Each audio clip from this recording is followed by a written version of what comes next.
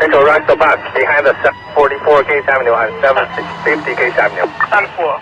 Hey, it's Pete and Julianne from Rush the Bus. I'm with Ian Thurber from Orange County, Florida Fire Rescue. That's it. You work at what, 34? Station 34? Station 30. Close. 30. Why do I keep thinking 34? I don't know why. Almost had it. I'm getting it. I don't remember. So. That's all good, man. Yeah. What's up, man? How's the weather? Looks a lot cooler than here. Well, weather's actually pretty nice, not gonna lie. It's been pretty steamy hot all week, and then thankfully some breeze came in the past couple of days, and it's still hot, but at least it's a windy hot and not a dry hot, I guess. Yeah, it's just hot. It's just hot up here, man. So yeah. I think we're having a heat wave right now is what they're saying. So it's like 90 degrees and totally humid and no breeze at all. Ugh, gross. Do you guys get the thunderstorms too? We at least get like an afternoon thunderstorm. Yeah. No, there's no relief. No, there's none. Yeah. But we get the thunderstorm and then everything just overheats and then we just cook. So I got it you. only lasts like a couple minutes. Yeah. Yes, there's no rain in sight till Wednesday when we work. No, wait, we're off. We're off Wednesday. Yeah. So, all right, Ian. So tell us about yourself, man. Oh, shoot. Well, 30 years old. Live here in bright, sunny, hot Florida. All right. Technically Davenport, just west of Orlando. So, like you said, I've been working for Orange County Fire Rescue for a little over 5 years now. I've been in the fire service a total of 12. Started off in 2008 doing that. Volunteered for 3 years with a local department, pretty small department at one station. And then, got hired with Polk County Fire Rescue where I worked for 5 years and then transitioned over to Orange County. But yeah, living here with my wife and son. Son's getting ready to turn 5 here in a few months. So just kind of hanging out, man. Cool. So when you go to like in Florida, you have to go to the fire academy to become a career guy, right? Yeah. So unless they've changed it to at least even volunteer, you got to have your Fire 1 and your EMT. Okay. And then in order to get hired, you have to have both your Firefighter 2 and your EMT at the very least. Okay. And that's a pro board, right? That's that IPSAC pro board thing? Yeah. Okay. So I know they've changed it from the state test that I took back in 2008. I know it's changed once, so I'm not sure. I think they call it the Big Three now, as far as your fire standards go for the state cert. And then they just switched it to where now for your EMT and your medic, you got to be a national license instead of just a state license. Okay. Do they accept the national registry? Because I know everybody wants you to have this, and then you get there, and it's like, yo, take the state test. Right. Right. You know? I think we're one of 5 states that actually will accept it now. Yeah. I think that's one of the recent changes they just had. Yeah. So what was so your first volunteer department? They ran an ambulance or? No, it was just a straight up little fire station. Old school. It was in the town of Montverde. It was like a 2 square mile town, man. Had one little department that had been around since the beginning of time. Ran one engine and one little they call it an attack truck. It's like a little mini pumper, like an F-350 with a small pump on it. And that was it, man. Ran a total of like 30 calls a year or something like that. Oh, wow. Yeah, you got a little pager, and they're like, hey, whenever it goes off, show up. It's like, all right. Cool. Yeah. So. Oh, man. So then you went to the State Fire Academy, or you went to which academy before you got hired in Polk County? I went to a local technical college to get my state cert for the fire standards. Okay. We do have one fire college in Ocala, but we have a whole bunch of different schools that offer the actual state certification course, the Fire 1 and 2. So I went and I took that right out of high school and then started volunteering while I started up my EMT stuff. Yeah. And then, shoot, man, once I got out of EMT, volunteered for the next few years while I looked for a full-time gig. How hard was it to get hired? Not that bad? Nah, dude, when I first got out of school, I hit it at the most horrible time possible. Like, everyone was on a hiring freeze. I tested for over 40 different departments, Oh my gosh. and it was horrible. And if anyone was hiring, it's like, hey, we're hiring like 2 or 3. And you're just like, well, then, there's almost no point in me going for that. Yeah. It's because, usually, they have an idea of who they want or whatever. Hmm. The bigger legacy departments, want their legacy members, et cetera, et cetera. So Yeah. I'd actually forgotten I tested for Polk County when they called me and offered me the job. Oh, really? I accepted the job, and then I was like, I got to figure out where that is. I don't remember testing for them. Wow. How far was that from your house then? If you didn't. So, shoot, where was I? I was in Claremont at the time when I got hired, and they floated me. They didn't assign me a station. I was like a county-wide floater for the first few years. So I was anywhere from, I would say the closest station would be about an hour. So anywhere from an hour to 2 hours and 15 minutes away, depending on the station. Oof. Yeah. I just looked up. What, they got like 30 stations or something like that? Yeah, there's something close to that. Yeah, 30 or 40, right around 40, I believe. Okay. Polk County's huge. It's like, I think it's one of the largest counties. Is that where that thing happened with that captain and the person in the house? That is the one. Okay. Mm-hmm. I actually got a buddy of mine that was on that first arriving engine company. It was pretty interesting to hear about from his standpoint. Was it as bad as they said in the news, or no? Yes. Let me just say it was worse, because I remember that captain when he was a firefighter, and there was a pattern. I hate talking bad about people, but it's just, it all came to light, I guess, in the most horrible way possible. All right, so Julianne, so they had a fire, and apparently it was like out in the country, right?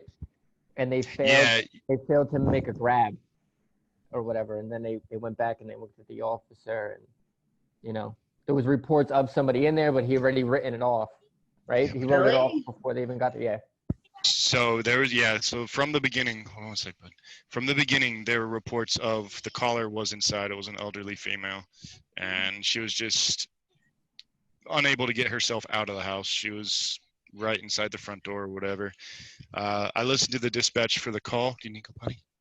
I listened to the dispatch for the call, and it was the dispatcher told them numerous times, hey, like, we're still online with the caller. She says she's right inside. She just can't get out.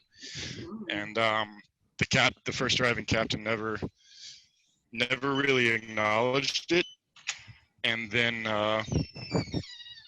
from what I hear and from what it sounded like, he just never initiated the rescue. When the first companies got on scene, he went defensive, and it was already kind of like an older house way off the beaten path, way back in the middle of nowhere, and he never went for it, I guess.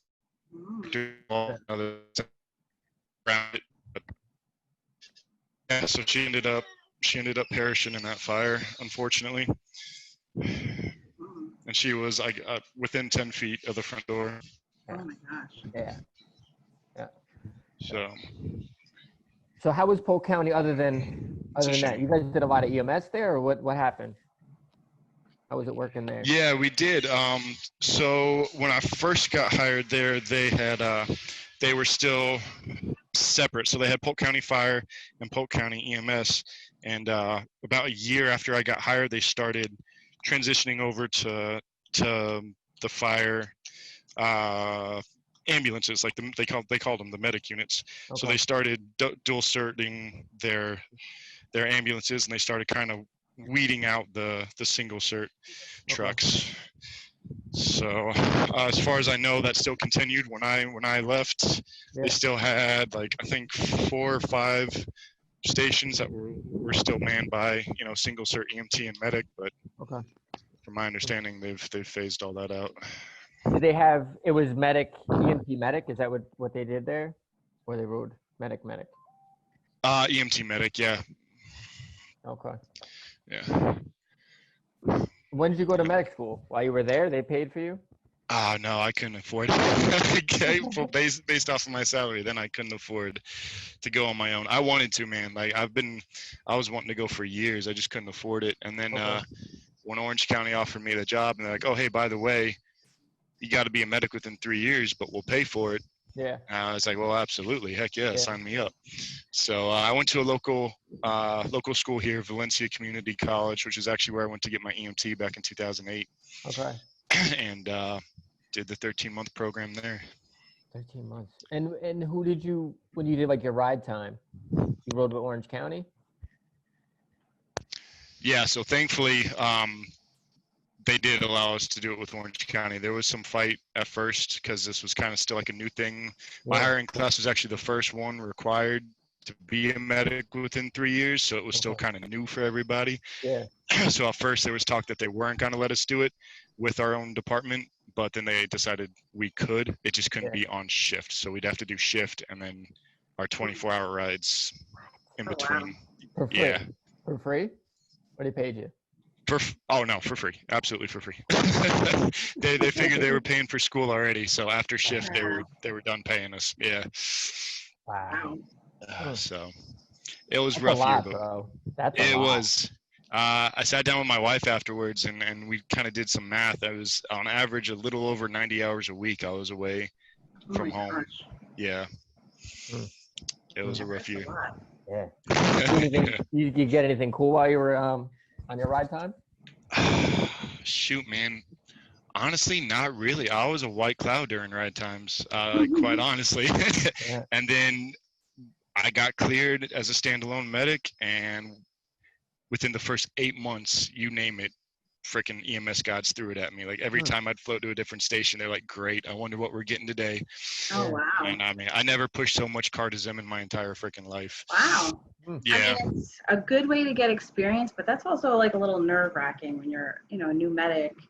Yeah. Be out there and just doing all that, It is, especially when you kind of figure out that not everyone knows exactly what they're doing, if that makes sense. You kind of want to rely on some people, and you figure out that you kind of got to learn on your own as you go. So Yeah. Sort yeah. of crash course. Did you guys have Yeah. dual medic? You guys are dual medic there or medic EMT?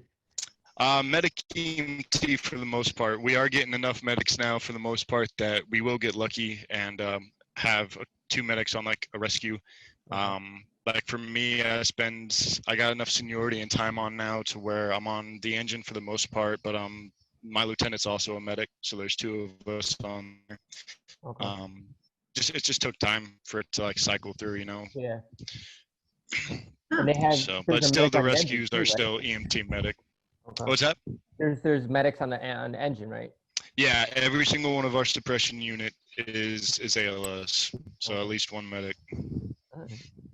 So how does that work? Yeah, I mean, it's nice. on like what kind of jobs would the engine go on? I mean, So we get sent on pretty much everything that's not, so we code ours Alpha through Echo. As far as response priority, I'm not sure what it is for you guys.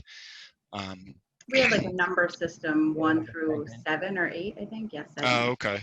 Yeah. Okay, so for us, it's like Alpha's kind of the least important, and Echo's like they're confirmed not breathing and stuff like that. Yeah. So if it's anything Bravo through Echo, you get a suppression unit sent with the rescue. And then if it's an alpha call, what they code as an alpha call, then the rescue goes by themselves.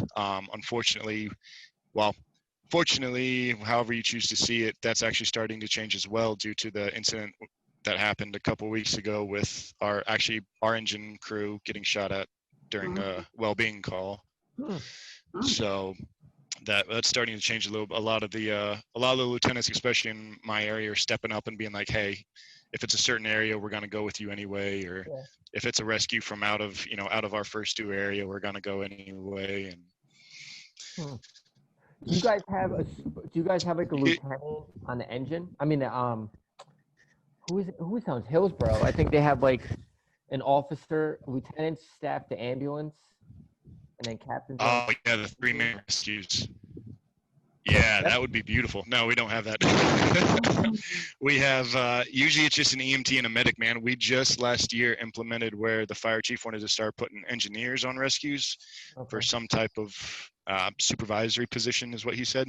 So we now have engineers on most of our rescues, but it's still only 2-man. Our lieutenants are still in the suppression units, and then we have battalion chiefs and then captains for each battalion.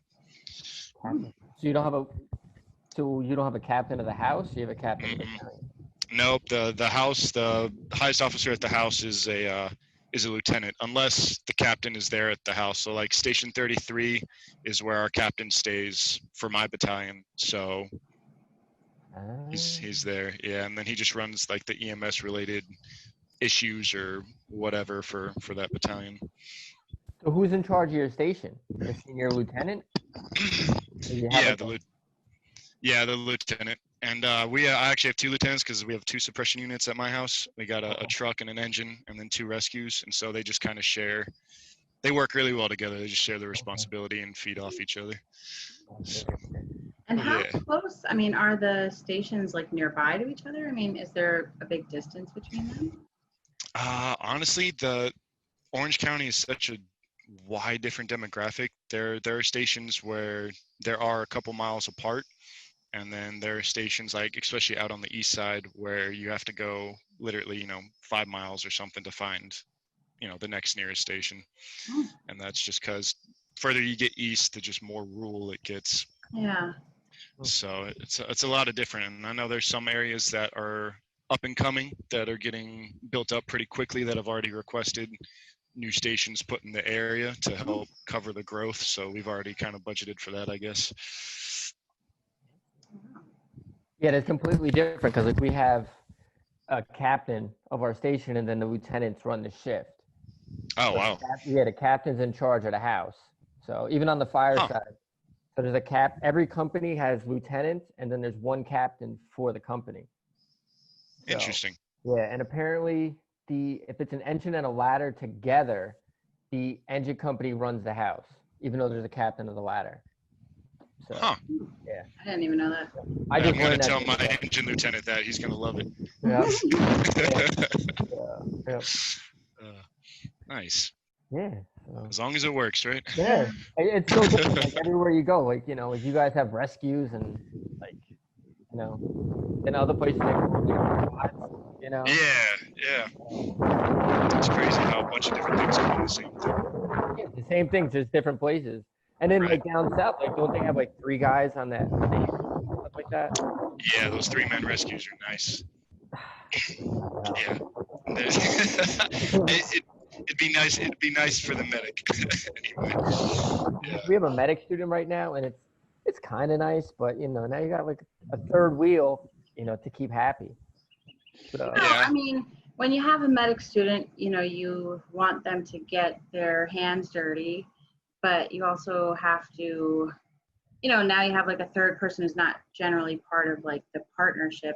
And I think Peter's like much better at sort of stepping back and like letting people, he teaches really well and he like steps back and lets people kind of do their thing. And I'm like over them like mother hen, like, I'll just do that, and like I have to step back, but I don't know, having a 3rd person, I think if you folks had like, your little triad, I guess you would eventually get a rhythm going, Unless you're the 3rd wheel, and then it's it's just sheer hell.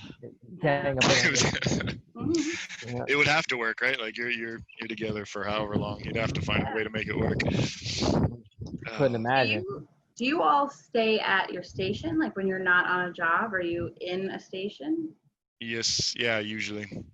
Unless we're doing training. Our station's pretty heavy on training, so we try to get out and stay active and stay busy. But in between calls, we, get to hang out at the station a little bit. And that must be fun. I know. It is. It's one of those things. I'm like, that's. Sorry to rub it in, but it's. I know. It's.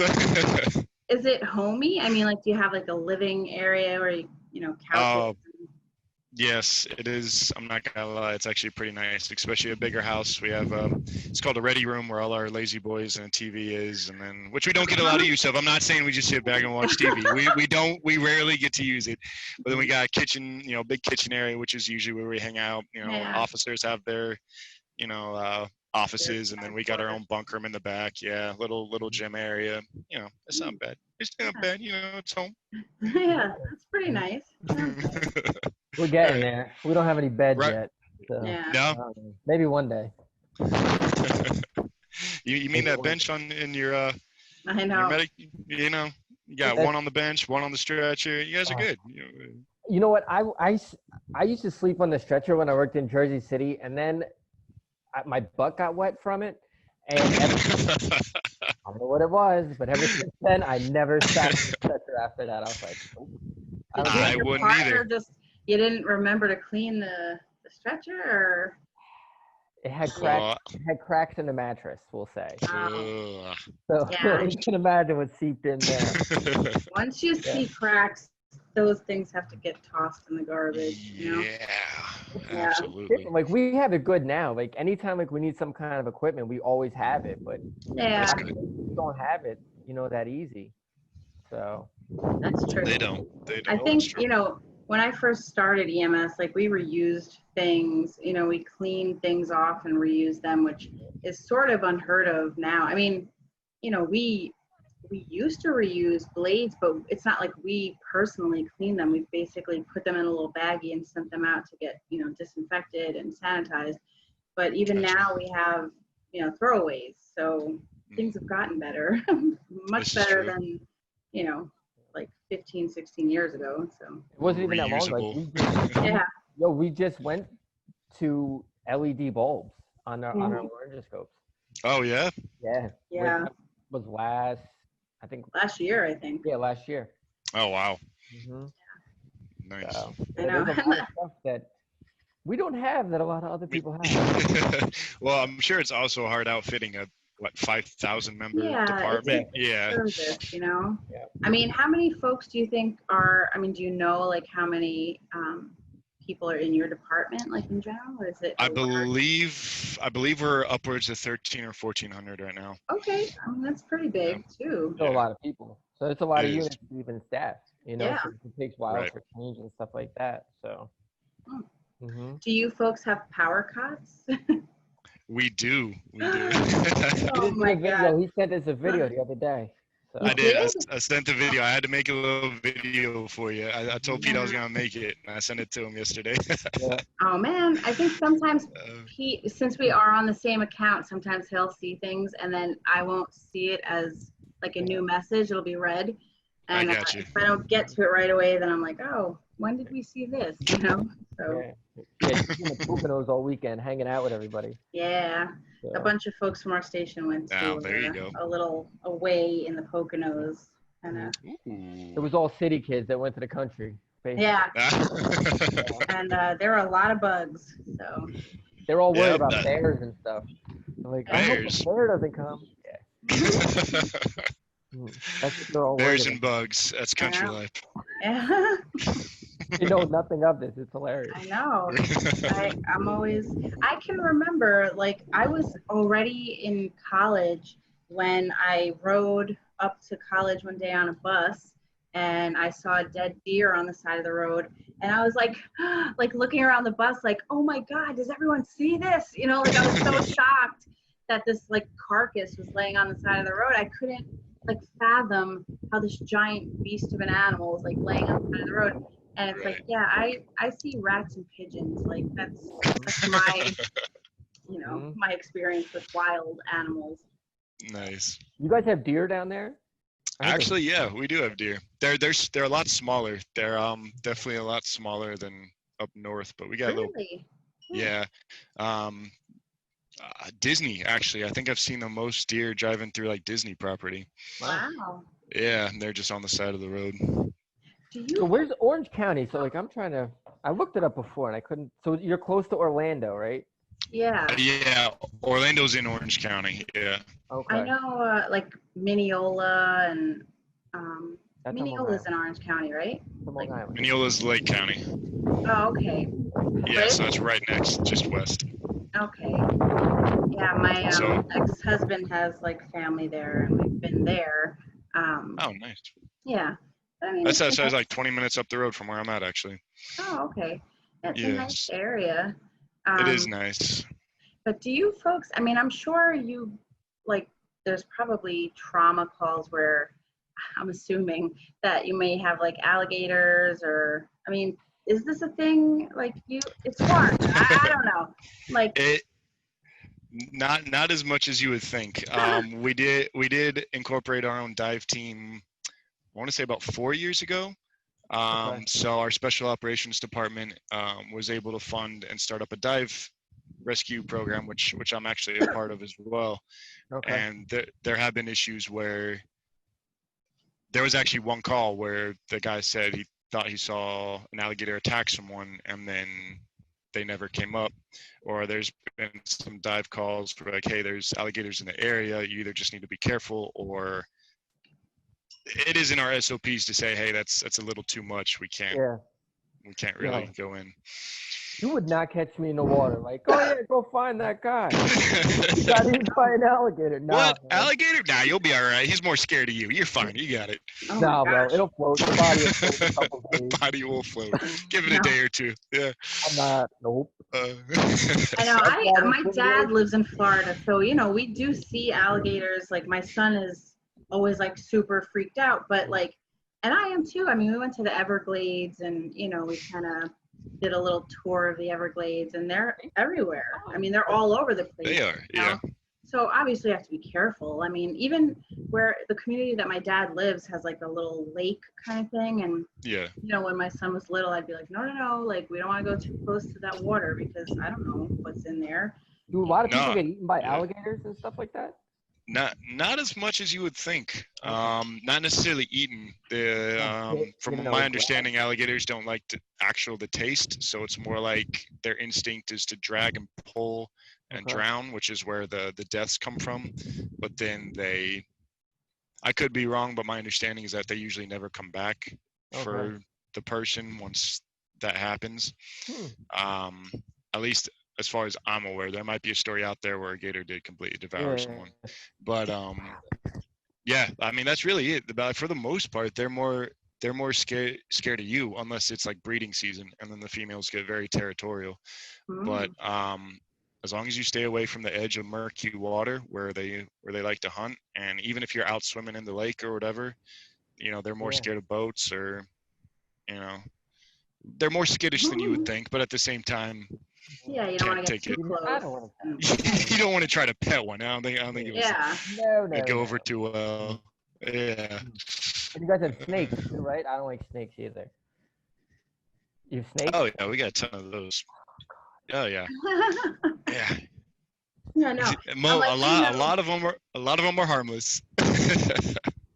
A lot of them are harmless, but you still get the water moccasins. You get the king snakes, or coral snakes. I can never remember which one's the poisonous one, but it's one of those two. I know. I think coral snakes, right? Or coral snakes. They're like more colorful, but the water moccasins are pretty dark. It's hard to see them. Oh yeah, they blend right into the water. Yeah. Absolutely. Yeah. They bite? They give you like poison and some shit? Yeah, I mean. Yeah. The cottonmouths, yeah, they'll. Cottonmouth will kill you. That's not. Yeah, But, same thing. So do you folks have like a venom center? Like are a lot of the hospitals, or is there like one? Unfortunately, no. The closest like even venom team that I'm aware of is actually in Miami-Dade. What?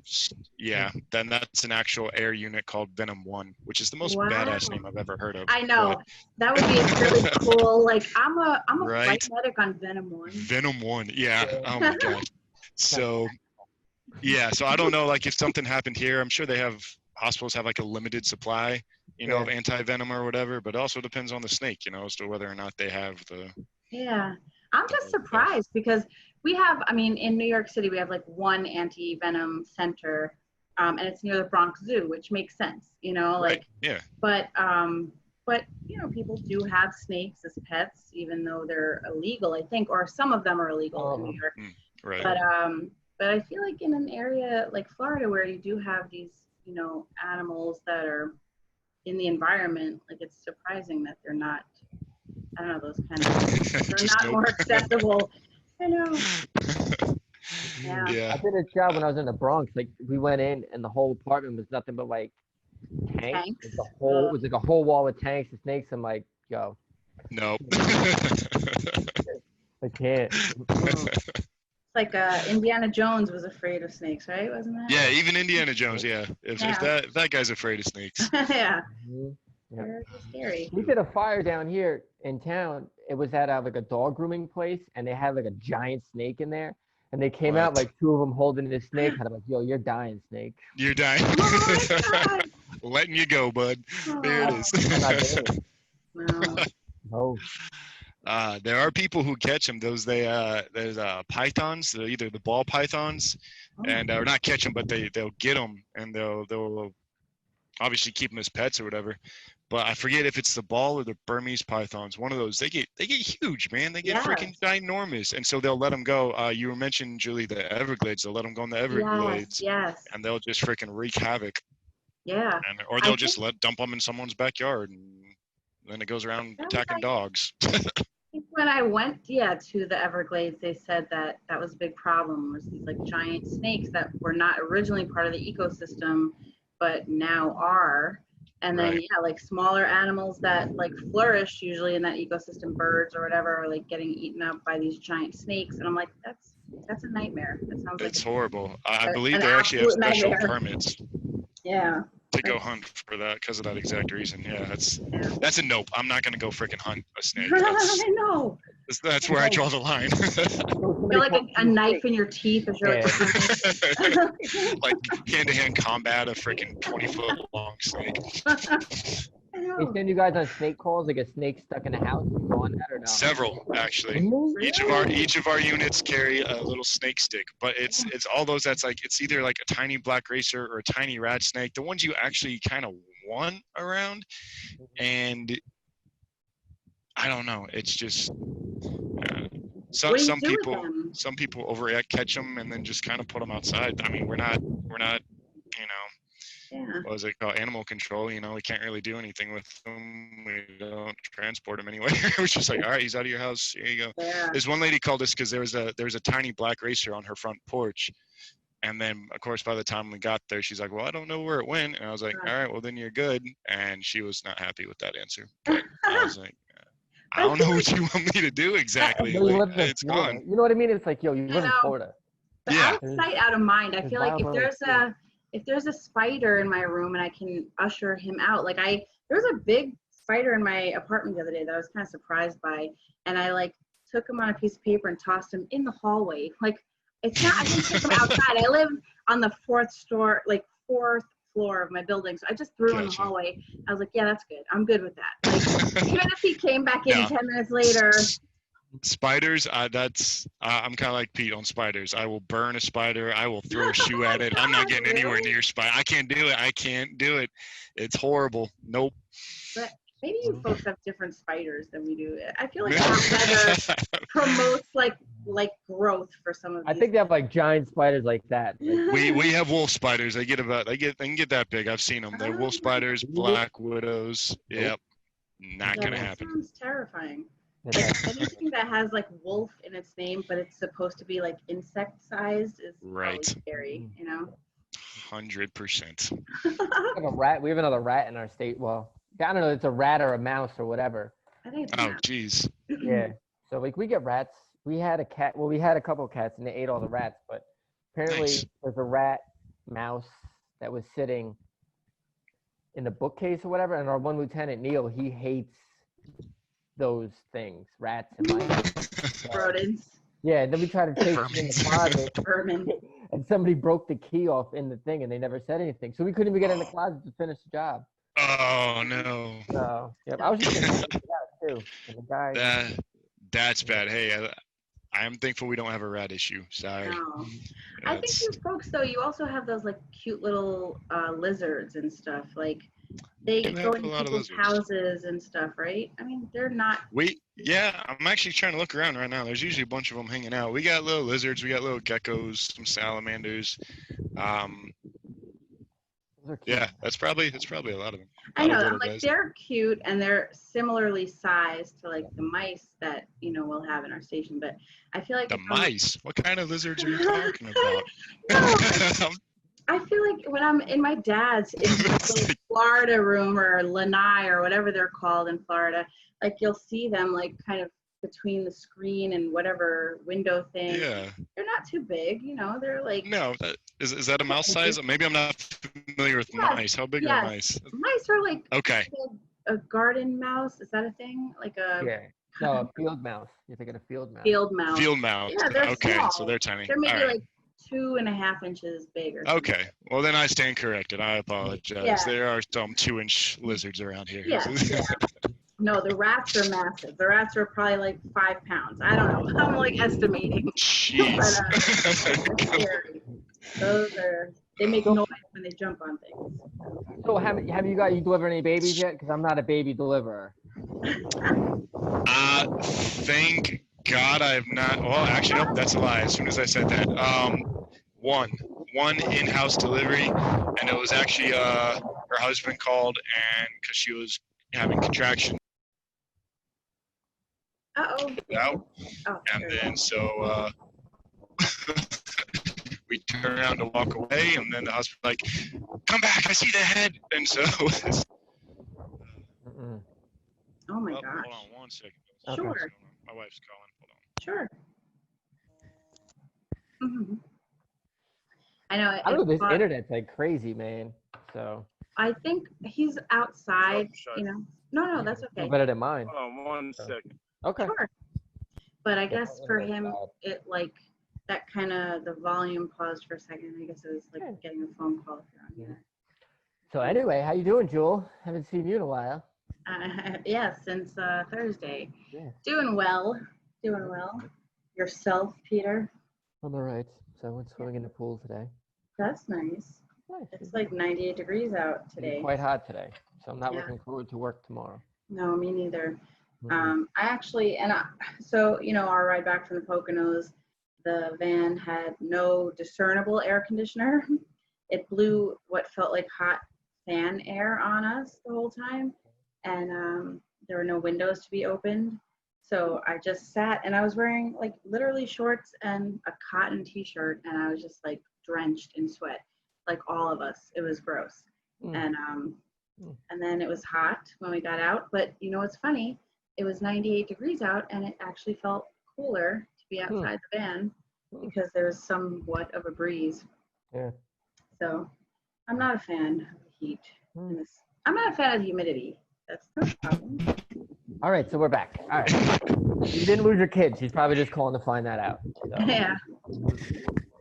Yeah. So and then he just called us back. Was like, "You need to get in here. It's coming now." And so I was like, "All right, well, let's see. I got some rookies here. Y'all can go in, and I will be out here. You can call me if you need me." Wow. I was like, "It's a BLS skill, And then I've had a couple transports where I'm like, "Hey, you need to get me to the hospital now because I'm not doing this in the back of my rescue." And then the last close call was I was on our engine a couple weeks ago, and we had a lady who was having some contractions or whatever, but it was her first kid. So we're like, all right, well, it's going to be a while. Actually, you guys are going to like this story. So the rescue takes 20 minutes to get there because the closest rescue was leaving the hospital in downtown. Oh my gosh. And for some reason, they sent them non-emergency. I'm not exactly sure why. Okay. So we get there, we package this lady up, send her on her way. Nothing was really saying that the baby was coming. Yeah. So then I get a text from the medic later, and he goes, "Guess who delivered right before we pulled into the hospital?" Get out of here. I was like, "You're kidding me." He goes, "No, man." He's like, "I had everything set up," and he said his driver was a little crazy. He said, "No joke, he hit some railroad tracks going 60, and that baby came out." Wow. Oh my God. Yikes. I was like, "Oh, that sucks, dude. Sorry." I don't know. Everybody hates those calls. I like them. I like them when things are going well. I mean, when things are not going well, that's a terrifying call. But yeah, to me, I think it's like one of the only times, like, we do like a lot of silly stuff. I say silly, but like we all want to say BS, but like we do a lot of stuff that's like not really emergent. But like then we do a lot of like unfortunate stuff too. That's like you're seeing people in their worst moment. So to see a new life come into the world is always really exciting to me. And I don't know, if I had, like, I think when I get older, when my son is older and I have more time, I would love to be like a doula and like be there attending births, you know. But I don't have the time now. My son is still young, and He's a More hipster. power That's why to she you. wants to do this. He's a hipster. I couldn't even watch my own son. I was like, all right. really, Yeah, I was there. No, it was. yeah. I'm with Pete on that one. Not Nope. gonna happen. Nope. I will be in the other room. 6 Mhm. and 8 or whatever it is. Clamp it off and call me if it's not breathing. Yeah. I'm good. I feel like to me, Yo, it's I'd a rather miracle, diabetic you than know. overdoses. Give me diabetic yeah. and overdoses. Those are like the two. Yeah, but after a while, immediate how, changes. how many, you know, how much Narcan and D50 can you give? I feel like, you know, A going, lot. You can give a lot. being A lot. You can. I know, but to me, it's like there's something really different. Like, let's say, for instance, right, you have like you know, an addict and you give them Narcan, and maybe that's happened to them like 6 times before, and it'll probably happen a few more times. Same thing with like certain diabetics who have uncontrolled, you know, issues with their sugar. But like Sure. a person who delivers, like, they may not remember your name or something, but like that story, they're going to tell it to their children. You know what I mean? Like that story is going to be told a bunch more times in their life. Like it's the most important thing ever, you know? So it's, I don't know, it's like really exciting to be part of that for me. And I can understand that. That makes sense. I mean, it's probably also part of the maternal instinct stuff. I don't know. Not. You know, Yeah. before I was a mom, I loved those calls. You Well, know? yeah. I mean, that which makes sense. I feel females in general are more apt to, better connect to other females who are going through that, and the miracle of life, because that's what it is in general. But for us guys, where that's hits us in our squeamish bone, and we're just like, yeah, that's not gonna happen. I'll see you afterwards. It is definitely a gory one. I mean, it like, Yeah. you know, but to me, I don't know, it's exciting. There's something good happening. It is a. Yeah, and I get what you're saying. With all the crap we go through with this job and all the stuff we see actually something positive come out of something so messy, maybe, Yeah. is definitely rewarding. I can understand that. Yeah, when you have a mess in the back of your bus of that size, it's Right. usually because someone got shot or stabbed or hit by a car, like, you know what I mean? It was like some worst day of someone's life kind of thing. And For this sure. is usually like, you know, a very exciting day in someone's life. That's the worst day of my life. If a baby comes out in the back of the truck. I'm not gonna lie to anybody. I'm not even front. I'm not even front. I'm going home. Yep. I'll clean that one up, I promise. You can have There it. you go. Yep. How many jobs you guys doing in a day? Every time Oh, shoot, you're always man. doing work. Bro, it's steady, man. We let's see. Man, our rescue was getting hammered yesterday. We'll do 12 to 15 transports a shift. Oh my gosh. Pretty steadily. Both of our suppression, our truck and our engine, will do at least the same amount of calls. Okay. There have been. It's not uncommon for our suppression units to run 20-something calls, and our rescues to be 16 to 18 transports on the busier side of it. On a random Tuesday, I did do 24 calls in 24 hours on my rescue. Gosh. And on that day, both our truck and our engine did over 30. Wow. So What kind of neighborhood do you work in? it's called Crime Hills. Okay. The technical call, the actual name of it's Pine Hills, but so it's a I don't know how You to got say like it. shotgun flats and stuff like that? Those shotgun It's shoot, how am I gonna put it? It's a lower income area. Those are the words I was searching for. A lower income area, and a lot of gang activity, a lot of drug trafficking through the area, a lot of crime in general, I guess. So a popular one is to steal a car, go commit a crime, and then set it on fire. And so That's one way to get rid of it. yeah, and they usually, it's effective. They do a good job of it when they do. So there's nothing left of the car by the time we get there usually. But they're trying. I know the sheriff's office recently just got a grant to put more deputies in the area because they were understaffed and just couldn't keep up with it. And even with the extra 5 deputies I think they got, it's still a lot. So, What's like the biggest type of call that you guys take in on a day? what do you mean by biggest? Like What do you do like a most lot of abdominal frequently? pains, EDPs, Chest pain. chest pain. Chest pain. No. Are you? Is it chest pain? Like, Chest pain. Yeah. Chest Okay. pain. There, we run a bunch of non-emergent calls to get to the better amount of emergency calls that we get. So we got to get through a lot of the non-emergent calls to get to the really, because we do have obviously a higher probability of running that emergency calls. We got a lot of sick people in the area with a lot of health issues. So whether it's a medical emergency or trauma emergency or fire, we do have a higher probability of that. Just a lot of non-emergent in between. Okay. So I feel like we work in a similar Yeah, environment where, it's like for a lot of folks, this might be their, they don't necessarily have like their own private doctor, so they utilize the 911 system a lot.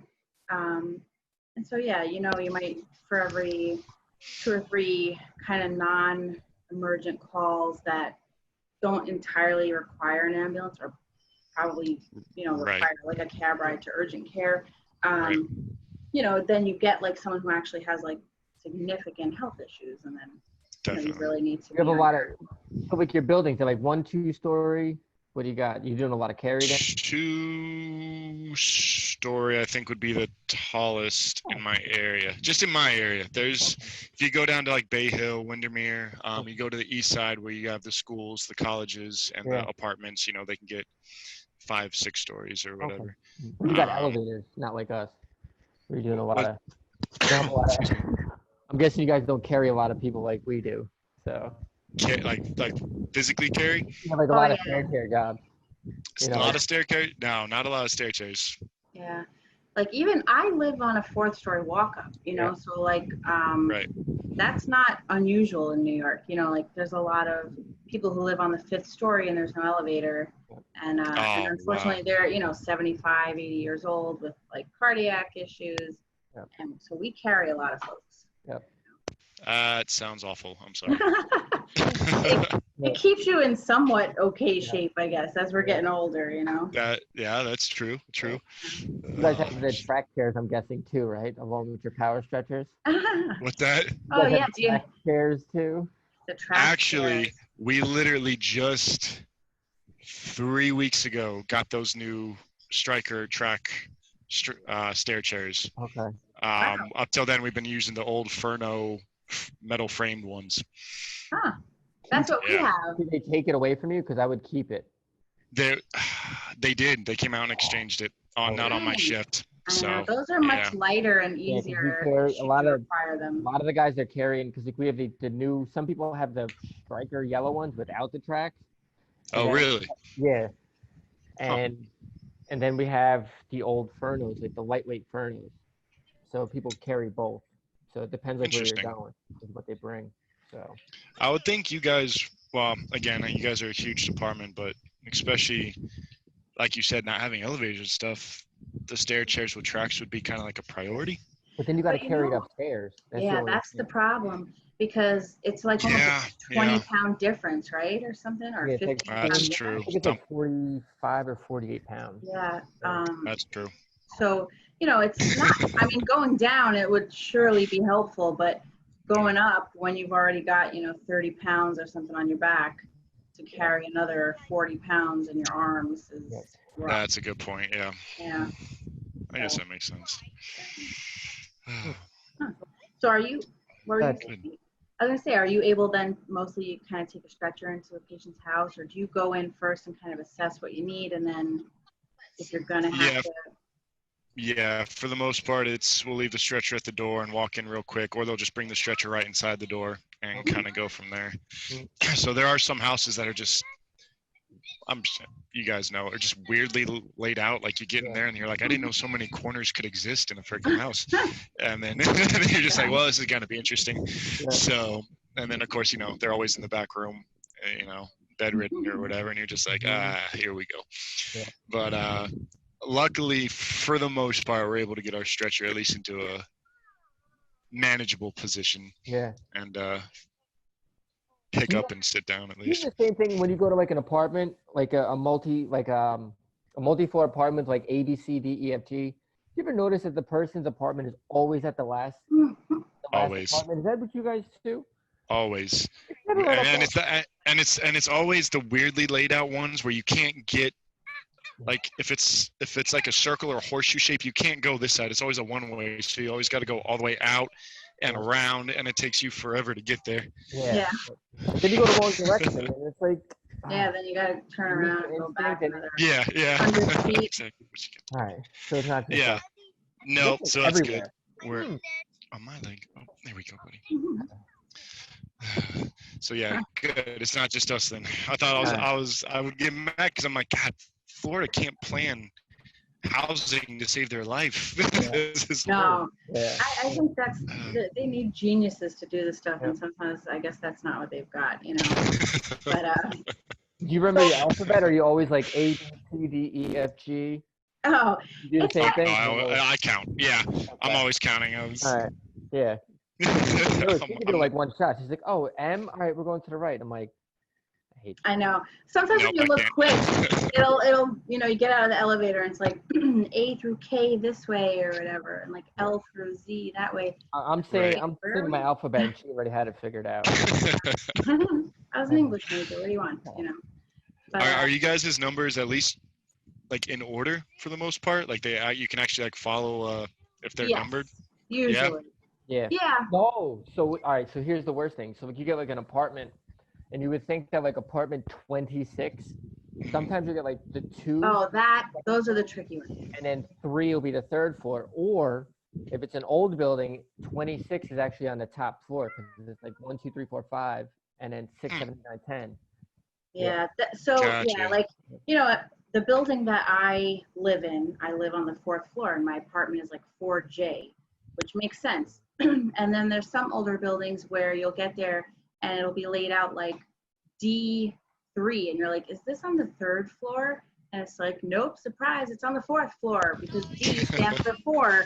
Right. But then, yeah, and then worse still are the ones that are like number 16, and you're like, oh man, this is a walk up, you know, and it's going to be on the 4th or 5th floor because that's how they go, like, you know. Yeah. But, Gotcha. but they're not that terrible. I think, like, you know, for the most part, you get used to it pretty quick. Yeah. Yeah. Makes it interesting, right? Yeah. Yeah. It definitely does. That's I had to go because I came out. I was at BLS in the Bronx, and I never walked up so many stairs in my life. And like, imagine. Oh man. I'm not going back there as a medic humping all this stuff upstairs. Nah, y'all can have that high-rise stuff. Send that. Save that for you guys in Orlando. They seem to like it. So what other kind of so like you guys get like a cardiac arrest? How do you guys run your cardiac arrest? An engine, an ambulance, and a ladder? You guys dependent on that. So closest suppression and the rescue is who goes. So we have a AVL system in our trucks that's supposedly able to figure out what the closest units are, and then dispatch those. So you're gonna get a rescue and you're gonna get a suppression, whether that's a truck, a Quinn, or an engine, or sometimes even a squad. Unfortunately, sometimes they even have to work too. So it's and then it just goes to work. Usually, the medic on the rescue is going to take the lead, unless he or she shows that they're a little, newer or sketchy. Then another medic will jump in. Yeah. And then we're blessed to have a crew that works really well together. So there's not actually a whole lot of talking that goes on. Everyone just kind of goes to work. But then there are some, especially if you float to or you get a mixed match crew because people on vacation where kind of stand back and you dictate and start CPR until we get the Lucas on, drop the IO real quick, check the rhythm because we transport anyone who's not in asystole, and then we're not the only people who do that. Yeah. Oh, if they're not found in asystole, it's an automatic transport. Oh wow, really? See, That's one of our criteria. Wow. Yeah, if we have a PA that just sort of doesn't break and goes on endlessly, we can call and sort of terminate at a certain point. But But yeah, I mean, That's these nice. facilities, we have to still work. We can't just not do Right. anything, but it's a little more leeway with that. Yeah, Sicily totally. still requires 20 minutes of work for us before we can call it. But Yeah. yeah. Yeah, it is too. Do you So guys do then how? Lucas on scene too? What's that? You guys put the Lucas on scene? Because we only do Oh Lucas yeah, on 100. transport. Oh no, 100%. We'll get Lucas on as quickly as possible. Huh. It just frees it. It makes it so much easier, man. Just Oh, to free up yeah. an extra set of hands. Yeah. And even, I mean, it's kind of a two-edged sword because obviously with the Lucas and the compressions you get, your end title is going to be high. So that one of our criteria also to call it is the end title's got to be less than 10. So you'll have all your other criteria and the end title will be like 47 and you're just like, Yeah. So, you know, yeah. So then that's And then you kind just of work around. transport the person so the hospital can actually just, call it. That, or you can call medical control and hope they're in a good mood that day, and sometimes they understand and they'll let you call it there. It's like the one we had that we actually used the Lucas on was like the first time. I didn't think they were coming back, and then they put Lucas, the CPR boy, on, and this lady came back. Yeah. Oh snap! Yeah. I mean, I don't think she didn't awesome. survive at the That ER. thing brings back stones, bro. I'm amazed. Yeah, that's Absolutely crazy. amazed. That's crazy. So are you? I had a GSW like that. Really? Yeah, I thought we lost him. I was actually calling for orders for his wounds to like just call it right there and the amount of blood he lost. And then the medical director was like, "Yeah, sounds like he's a goner, just working for 20 minutes and transport." Yeah. And small caliber right to the chest, right to the center chest. There's pools of blood in the bathroom. Yeah. One to the left side and is right between his like second and third rib. So I was like, this guy's toast. Yeah. Throw the Lucas on, do one round of drugs. He goes into VTAC. Shock him. We get a pulse and a blood pressure. I'm like, what in the world is going on? Oh my God.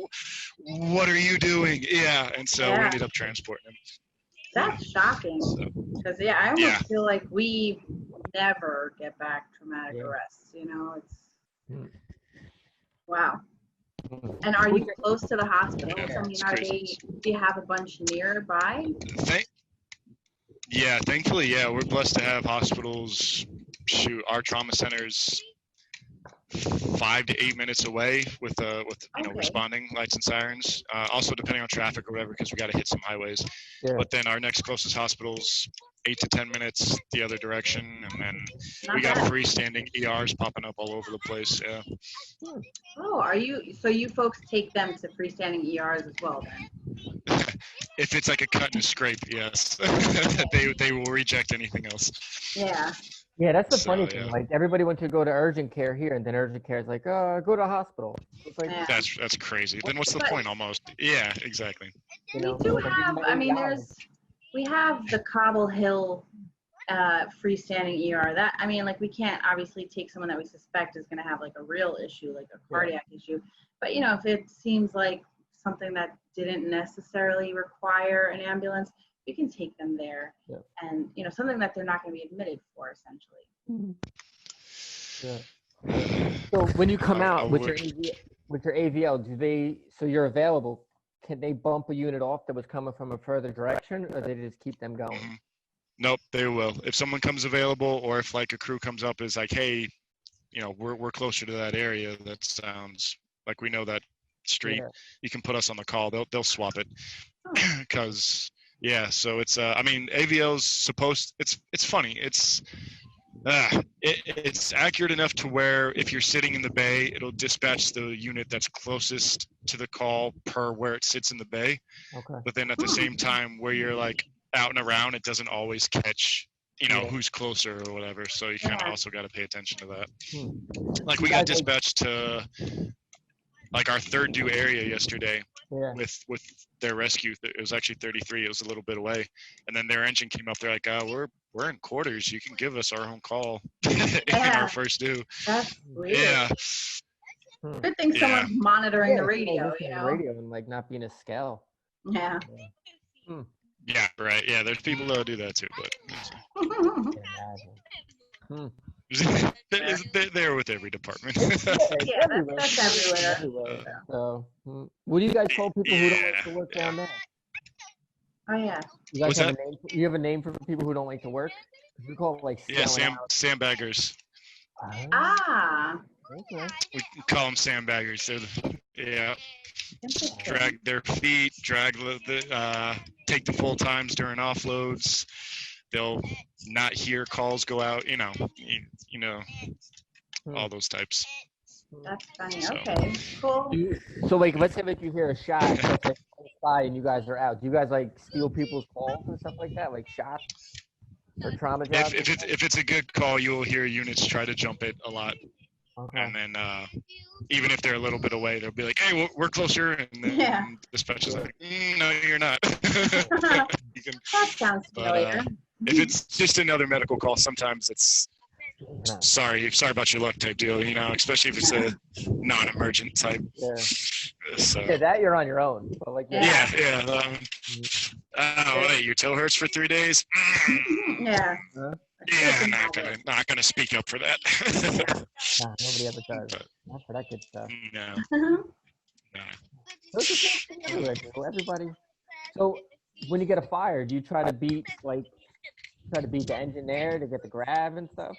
How does a fire work? So in our area, especially with the special ops house I'm at, and then the house that's in downtown Pine Hills 42, they have a squad there, so they're a special ops house as well. We take great pride in our fires and being the first on scene and extinguishing it as much as possible before the next company gets there.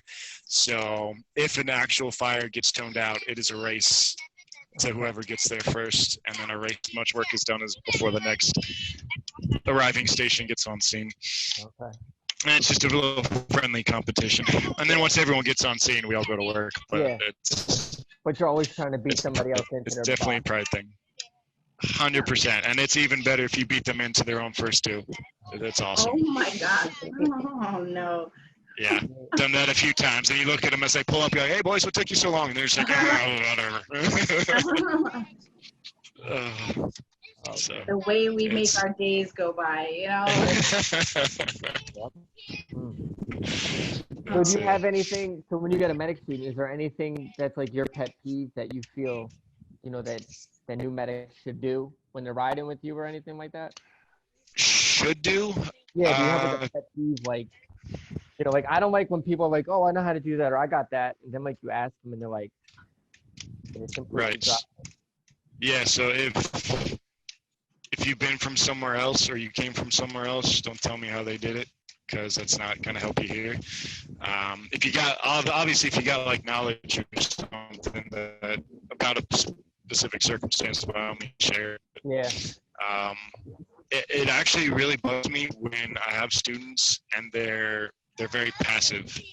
They're very kind of standoffish. They're very quiet, and I'll have to pull them aside, and be like, "Listen, you can't. I understand quiet personalities, but like, at least during your interview, you gotta speak up. You gotta learn how to speak up. You gotta learn how to ask questions. You know, if you need coaching, if you need help, you know, I'll help you with it. It's just you can't just. I'm not here to do your job since you're the student. You gotta show me that you can do the job." Yeah. How do you get them through just talking to them? Does that usually work, or do you do anything else? For the most part, it works. I have a little speech I give most students or whatever when they ride with me right off the bat. I'm like, "Listen, I'll give you like 2 or 3 calls to kind of figure out how we do things or get used to the way our crew works, and then after that, I'm not saying a word unless you look at me like you're lost, you know what I'm saying? Or unless you're about to straight up kill somebody.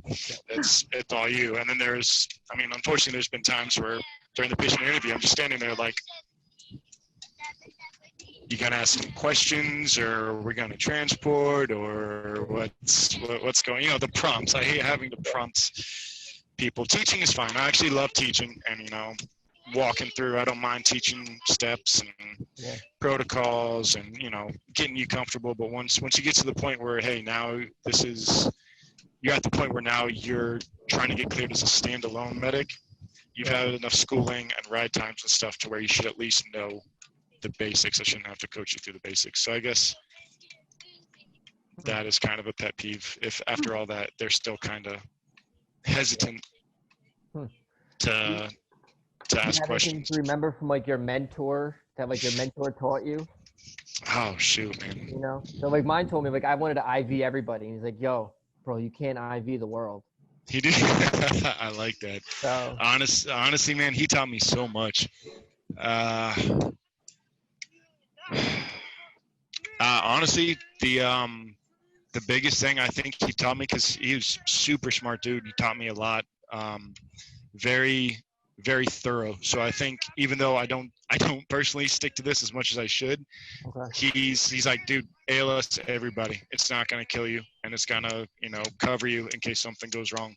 He's like, what? It takes an extra minute to throw a 12 lead on somebody, and that's his standpoint, where hey, if you just ALS everyone, which obvious, his argument was it doesn't take much more time to do so, then that's less for QA or lawyers to kind of pick apart when it comes to your assessment. I tried that. I'm not gonna lie. I tried that for the first like several months where I was a standalone medic, yeah, and then I can't do that for someone whose toe hurts. I just don't think Yeah, like that. no, I'm like, I I'm can't either. yeah. not doing it, I bro. can't. Yep. Yeah. So, I agree. I think there but comes a he's point super where you smart, man. He realize- helped me pass medic school and everything. Yeah. Yep. I'm not gonna lie either. I'm not gonna do a 12 lead on a toe pain. So Right. there's certain things that you can look at and that it's straight up BLS. You're gonna burn Yeah. yourself out, and it's a waste of your skills. Absolutely. So Yeah, and something you said along the IV lines is he's like, unless you're pushing meds, man, there's no point in poking people yeah. needlessly. I mean, that was his thing.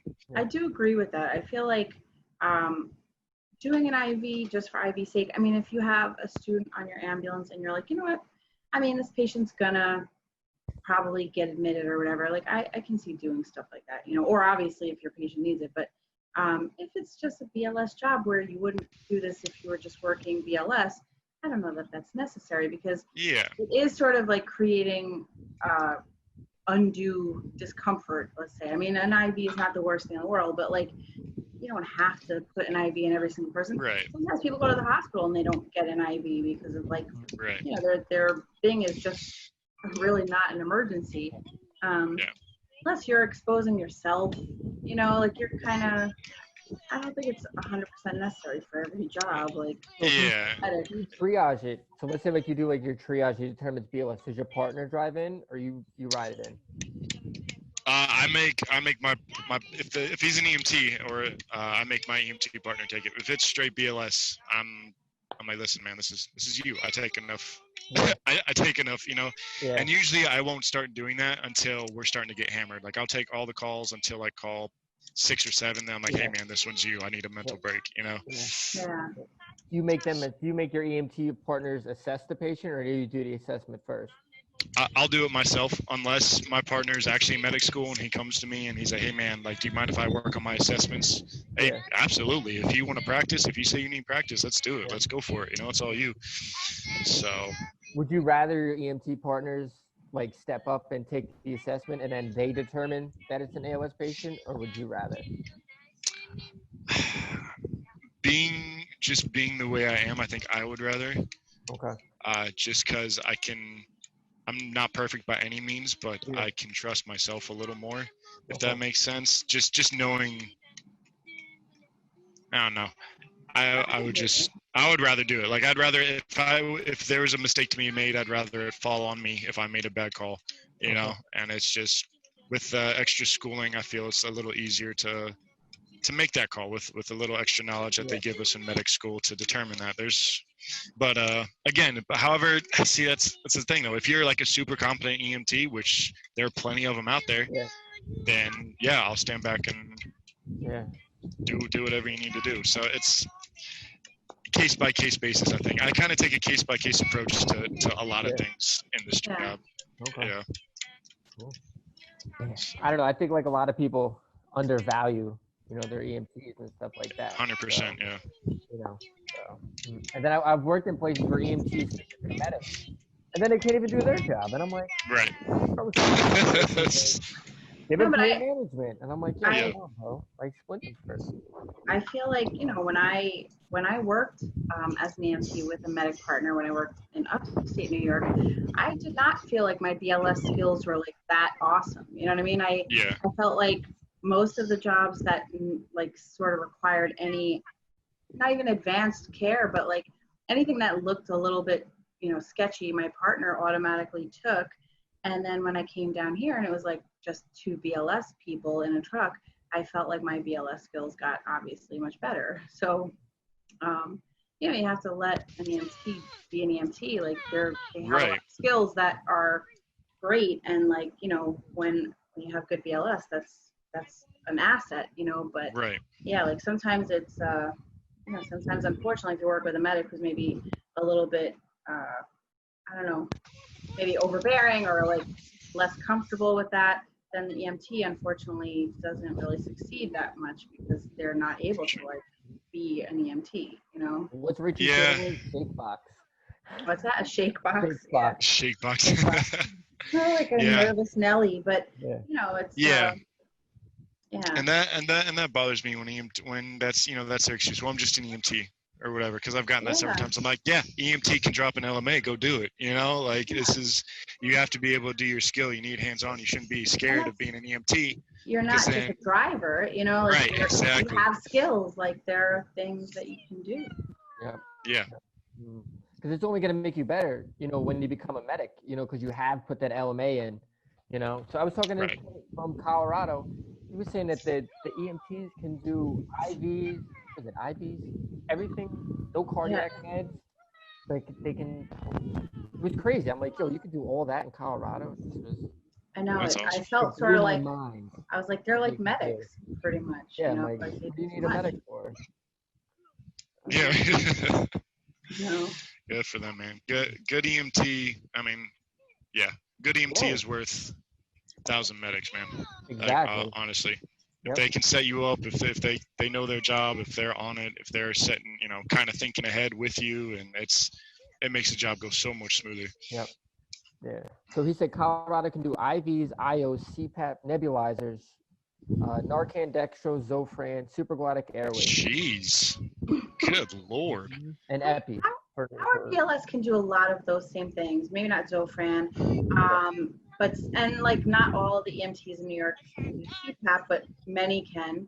And they can't do IVs here, but like our EMTs can do a lot of those same skills. And I try to tell people who, when I get on a job, if BLS has called us and they've already done like, oh, we put them on CPAP, we gave them a treatment, we did this and that, we gave them Epi. I'm like, thank you. I am impressed. Right. Yeah. Awesome. I'm usually like, yo, how was you using an injector? Have you ever used an auto injector? I've never used an auto injector. No, I never have actually.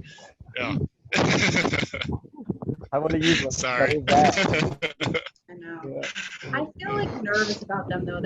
I don't know if you have it backwards or whatever, you're gonna. Like, you would be that person who would do it backwards. Listen, guy. Like, I know. I feel like there's directions and arrows on the pen. I know, but it's so giant. I mean, I've used them on like mannequins a bunch of times, like on my Aztec stuff or whatever, and like with the 2 PAM, so we have auto injectors. Doesn't bite back at you. That needle's huge, man. Hell yeah, it's gigantic. It's like a spear. So I get why it's scary to use. He was dating this chick, and she had like she had an allergic reaction, and her mom went to give her the pen, but she held it backwards and smacked it. And like it went through her thumb and it like sprayed everybody in the restaurant. What? God. Oh, poor shit. That is gross and unfortunate because the daughter obviously needed that medication. Right. Yes. Oh my God. Whoop. That's like a major whoops. Yeah. $700. Well, sorry about that. Yeah. God damn. They're super expensive. That's crazy.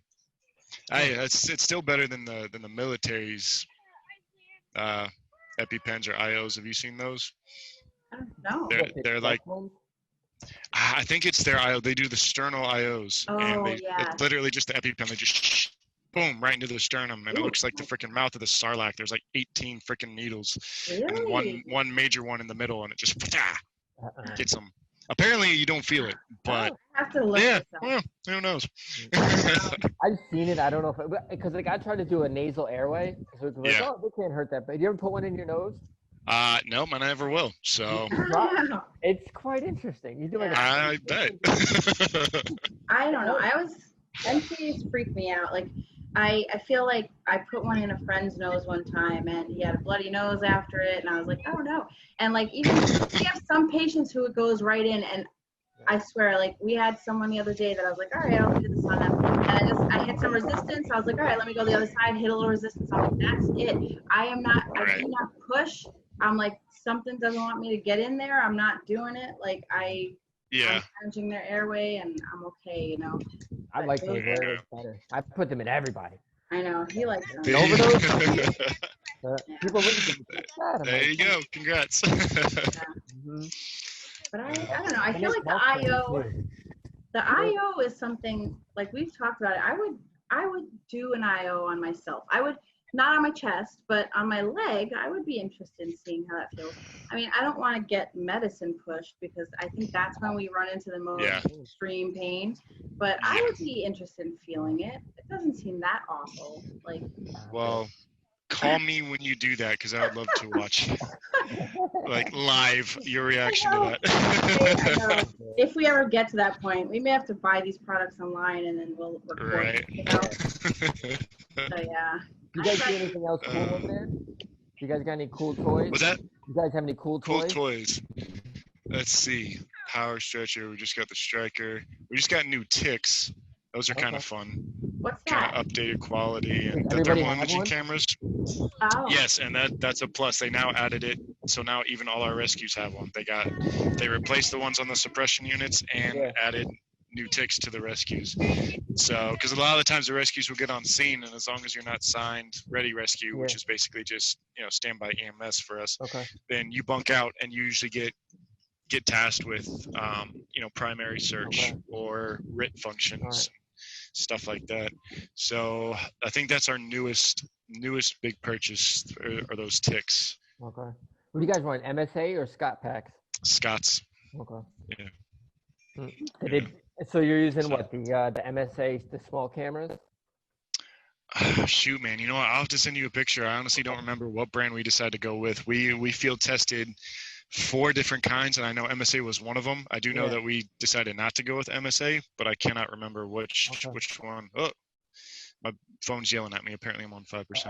But I don't remember exactly what we ended up going with. But they're nice. They're nice. They're very like HD quality, and you can switch different modes, and it's fun to work with. Cool.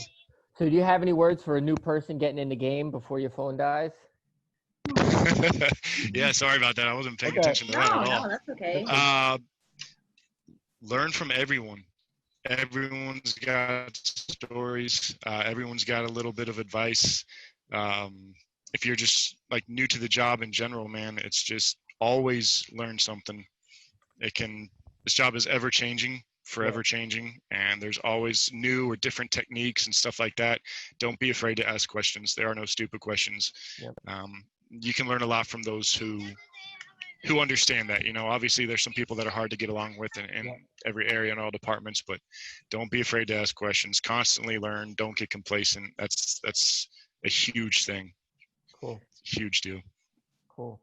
I appreciate that. Don't get complacent. I think that is good advice. You can easily get complacent, get caught out there. Yeah. So it ain't hard. Oh, easy. Definitely isn't hard. Absolutely. Yeah. Well, thank you for chatting with us, Ian. Thanks for anytime. Heck yeah, I love talking to you guys. And thanks, I want to thank your son for being awesome because I'm like you. I don't know if my son will let me chat on the phone for as long as he did. So I will definitely let him know. He's ran off again on the playground, so I'll catch up. Okay. We'll get with you this week. We'll give you a call. And sounds good. Stay safe out there. All right, you too, guys. All right, I'll talk to you soon. Have a good one. Bye. See ya. Bye.